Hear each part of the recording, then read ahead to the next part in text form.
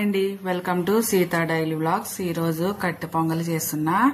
ఒక అర గ్లాసు పెసరపప్పు అలాగే ఒక అర గ్లాసు బియ్యం వేసుకొని ఈ రెండింటిని కలిపి నానబెట్టుకోవాలి.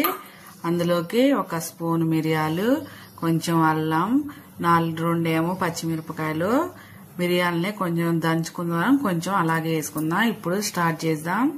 వెలిగించి కుక్కర్ పెట్టి ఒక స్పూను ఆయిల్ వేసుకుందాం. దీన్ని నెయ్యితో కూడా చేసుకుంటారు, నెయ్యితో చేసుకోండి, చాలా బాగుంటది. మా ఇంట్లో నెయ్యి తినరు, అందుకని నేను నూనెతో చేస్తున్నా. నూనె వేడయ్యాక ఒక హాఫ్ స్పూన్ జీలకర్ర వేసుకుందాం. జీలకర్ర ఫ్రై అయ్యాక 2 ఎల్లిపాయలు ఇలా సన్నగా కోసి వేసుకోవాలి. అలాగే కొంచెం ఒక సన్నగా కట్ చేసుకున్న అల్లం, తర్వాత ఒక పచ్చిమిరపకాయ ఇలా సన్నగా కట్ చేసుకొని వేసుకొని వీటిని ఫ్రై చేసుకుందాం. ఇక పోపు వేసే పని లేకుండా ఒక్కసారి నేను పోపు వేసి కుక్కర్లో చేసుకున్నానండి.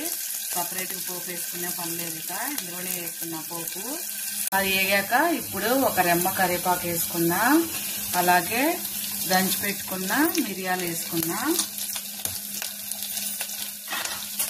నెయ్యితో చేసుకోండి, చాలా బాగుంటది.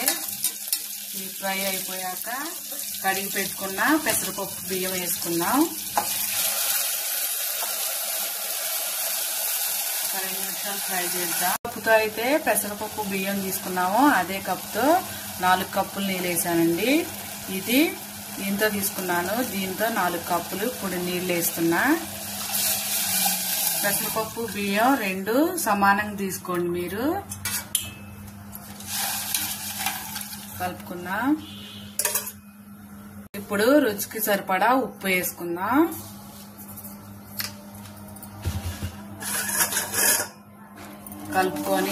కలుపుకున్నాక కుక్కర్ మూత పెట్టుకొని 3 విజిల్లు వేసుకుందామండి. అంతే, కట్టె పొంగలి రెడీ అయిపోతుంది. 3 విజిల్ తర్వాత చూపిస్తా. విజిల్ అయిపోయినాయి, ఇప్పుడు తీసి చూద్దాం. ఓకేనండి, అయిపోయింది. ఇది కొంచెం మెత్తగానే ఉండాలి కొంచెం. ఇప్పుడు దీన్ని దింపుకొని ప్లేట్లో వేసి చూపిస్తా. మూత దిగానే మంచి వాసన వస్తుంది. దీన్ని ప్లేట్లో వేసుకుందాం. నెయ్యితో చేసుకోండి, చాలా బాగుంటది. దేవుడి ప్రసాదం పెట్టేటైతే ఎల్లిపాయను అల్లం తీసేసేయండి. అంతేనండి, టేస్టీ టేస్టీ పొంగలి రెడీ.